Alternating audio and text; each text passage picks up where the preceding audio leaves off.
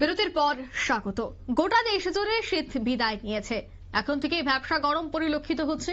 কিন্তু সিকিমে অন্য চিত্র ধরা পড়লো। সিকিমে ভারী তুষারপাত, সে ছবি আপনারা দেখতে পাচ্ছেন।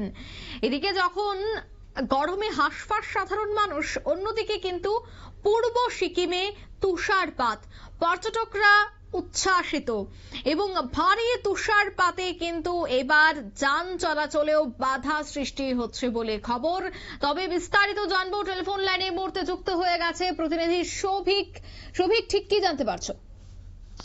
দেখো, পূর্ব সিকিমের যে তুষারপাত, আজকে সেই তুষারপাত একদিকে যেমন পর্যটকদের জন্য খুশির খবর, পর্যটকরা যেমন খুশি হয়েছে এই তুষারপাত দেখতে পেয়ে, বরফ ঢাকা সিকিম দেখতে পেয়ে, তেমনি কিন্তু এই ভারী তুষারপাতের জেরেই কিন্তু গ্যাংটকের দিকে যে যানবাহন যে চলাচল, গ্যাংটক মুখী যে সমস্ত গাড়ি চলাচল রয়েছে সেই সমস্ত চলাচলে কিন্তু বাধা সৃষ্টি হয়েছিল।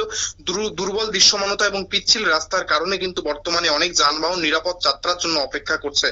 স্বাভাবিকভাবে কিন্তু যদিও বরফে ঢাকা গোটা সিকিম দেখতে পেয়ে খুশি হয়েছেন পর্যটকরা। এদিকে তোমাকে জানিয়ে রাখতে চাইবো যে সমতলে যখন গরম ফ্যানের তলায় বা ছায়া খুঁজছে পথ চলতি সাধারণ মানুষ, সেই সময় পূর্ব সিকিমের সোমগো লেক, যেটাকে চাঙ্গু লেক বলে সাধারণত, সেই সোমগো লেকে কিন্তু ভারী তুষারপাতের খবর পাওয়া গিয়েছে।